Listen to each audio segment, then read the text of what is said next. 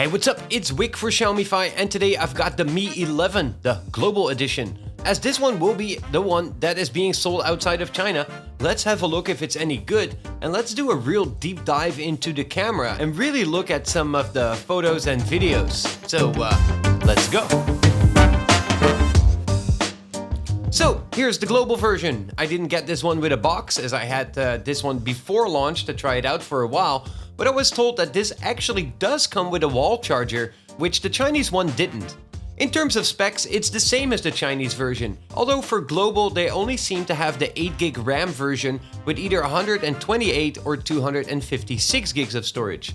If you want to see my first video about the Mi 11 when it came out in China, you can find that video right here, and there I will go into much more detail about the specs of the phone. So first let's look at the global version in terms of performance. As it does have that Snapdragon 888, it is really fast and it's super responsive and snappy. I really did not experience it being slow, and it was very pleasant in daily use. The Wi-Fi and 5G performance was exactly like you'd expect as well, and I got some very good results with this phone.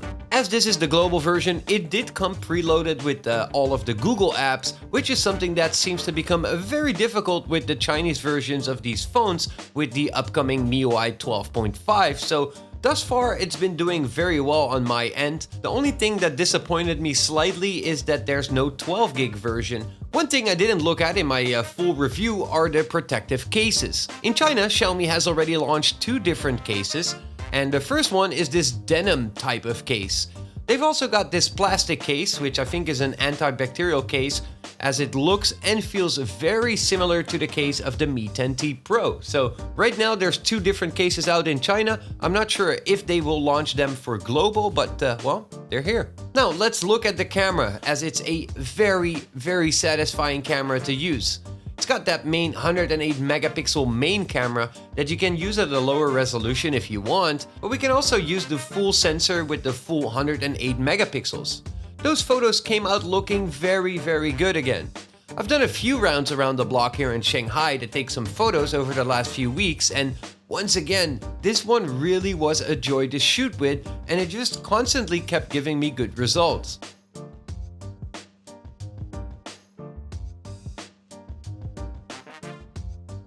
When you zoom into some of these photos to 100%, like this one right here, you can see how well it captures the details, and the noise levels are very well controlled.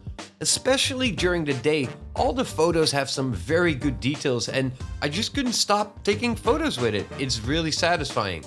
I had a few photos like this one right here, where when you zoom in, you can see it loses some of the details in the bricks on this building on the top floors. But on a picture like this, you can see that the background details are just fine, even though those are actually further away from the camera. If I take this picture right here and I zoom into 100% on this building, you can see the top floor details are still there. So I don't know, maybe the bricks have too much small details that it kind of filters it out with the noise reduction. I really don't have many photos that I didn't like. The camera in this one just inspired and motivated me to go out and shoot, which I've had with several phones before, like the Mi Note 10, the Mi 10 Pro, and the Mi 10 Ultra, and the Mi 11 really falls in that line. As all of the photos came out with so much detail and the colors are so good, it's just a joy to shoot with. When it gets darker, it's still held up quite well. This here is when the lights are more dimmed, and it lit up the picture really well. Also in these shots, you can see it holds up really well. I did notice that the shutter speed got a bit slower when it gets darker, and you might get some motion blur, as you can clearly see that right here. And there's definitely a little bit more noise artifacts, and things get a little bit more smudgy or blurry when you take something that has actual motion in it. Also, when it gets a lot darker, it did held up quite well. Most of these photos at night came out looking good. The noise is there, but it is controlled quite well, as you can see when we zoom into a picture like this. There's surely some noise, but again, it's controlled quite well. When shooting video, it's exactly the same thing. I had some very good looking results with the 8K footage. Most of these shots came out sharp, with very good colors. But at 8K, the stabilization isn't there. so you might have a hard time when walking to get a very stable looking image. At 4K though, the stabilization is much better, and I managed to get some really amazing looking shots during the day. At night, the 4K video might suffer from having artifacts because of this stabilization. So in that sense, I would say that using a gimbal or stabilizer might help you getting better 8K shots at night, as the crop of those is also a lot better. As you can see in the 4K video, the crop is really quite big, so I prefer to have an 8K shot and then maybe shoot it on a gimbal. I think that would probably give you some very good results. Altogether, during the day, I got some really amazing shots, and if I take this sequence here, some shots of the bridge, and I actually apply some color grading to that, I got some very impressive results with that. The ultra-wide-angle lens is not as wide as some other phones that we've seen before, but it surely is a lot wider than the regular lens, and again, during the day it gave me some very good results. Although, the default aspect ratio of these photos is a little bit strange to me. At night, this camera is not the best though, as I did find that it gets a lot more noisy as it's not such a high resolution sensor, and you might want to stick with using the main lens at night. The video with the ultra wide angle lens only goes up to 4K resolution, so you can't shoot in 8K with it, but it does come out a lot more stabilized per default. Another thing I did notice is that this lens gives a lot more chromatic aberration, or green and purple cringing in high contrast elements, which is something I didn't really notice this bad with the regular lens. At night, this camera is not the best though.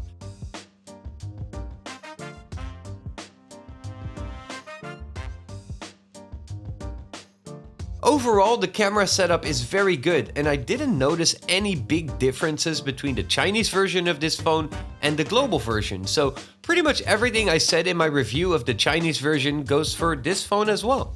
But there's a lot of new camera features that Xiaomi is pushing quite hard with the launch of this phone on global, and there's some pretty cool stuff in this camera, but well, let's talk about it. Because first we've got this Hitchcock type of zoom that basically has the camera moving backwards while the lens is zooming in, and the phone actually does that with some AI and post-processing. But this is quite tricky to get done right. As you can see in shots like these, the results come out quite shaky. I also did it with this shot right here, where I definitely got some better results. So it is kind of a fun feature, but I guess it's not perfect and you probably won't end up using it too often. Another new feature is this low shutter speed effect when you're following a moving object at night. This will have the object that you're tracking sharpen out, and the rest will get this low shutter speed effect. These come out looking pretty cool, and I found it out the first time when driving next to the scooter, and even though it's not framed perfectly, it did show the effect, and you can see when the speed changes though, it kind of blurs out the objects as well, but it's kind of cool, it's there. I did have a lot of these tracking shots on the street where I was standing still and following moving cars, and again, it looks pretty cool, although you probably won't use it that much. Also new is the night mode camera, and well, it was kind of already there, but it was only for photos, and now it's there for video. The difference between the regular camera and the night camera is really big. As you can see when I walked here twice, the dark shot is really dark, but the night camera is actually quite bright. And even though it is a lot brighter, it's also a lot more fuzzy and a lot more noisy, so it's really like a day and night difference to me, but the quality does kind of make it unusable, at least for me. Then we also have a macro lens. Well, I've used it, and you guys probably know how I feel about slapping on a simple macro lens on all of these phones, so I'm really not a fan, but well, it's there. What's more interesting though is the selfie camera, as this one is really rather good. When there's enough daylight, I managed to get some really stunning results. The photos came out with lots of details, and there's some very nice images. Also, video with that lens is really quite good. It's stabilized well, like we've seen with a lot of Xiaomi phones lately, and it works really well during the day. At night, it does get a lot of stabilization artifacts again, and there's a lot more noise, but I did get some pretty good results, especially when I use like a street light here as a key light. I actually did get some pretty good results even at night, so just a little bit of light really helps. As this phone has a very good processor, it also has this dual camera feature, which allows you to use the front and back camera at the same time while recording a video, and that's pretty cool. So overall, what I think of the camera on the Mi 11 is that it's a really good camera that's actually a lot of fun to shoot with. I've been going out a lot just to shoot some stuff, and I managed to get some great looking results every single time. To me, it's mostly the main 108 megapixel camera that is interesting though, and I'm personally just using that regular camera, the regular video, and the pro camera. I'm not really that blown away with the additional features, as those are mostly kind of a gimmick that just happened with software, and I just like the results of the main camera, and I personally don't really need that many different effects. But I mean, if you do, then well, it's there.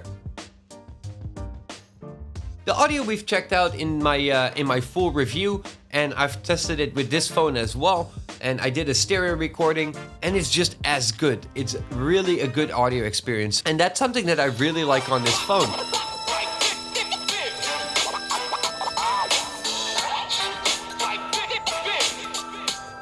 It's not just like here when I'm playing music, but also when you're playing a game. It's just that immersive experience with good speakers, or at least good for a phone, that really helps to sell and really makes you feel like more into the game. So yeah, definitely the audio is something that I am very happy with on this phone.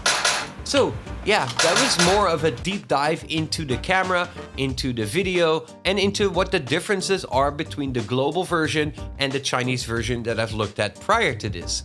So what do you guys think? Now that this phone is coming out for global, is this something that you want to pick up? Or are you a little bit disappointed? Maybe you wanted to grab the 12 gig version, but that's not being released for global. Let me know down here in the comment section what you guys think. And don't forget to leave a little like below this video to show me that you've liked it.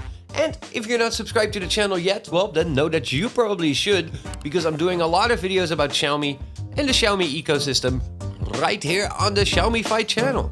As always, thank you guys for watching, and I hope to see y'all soon.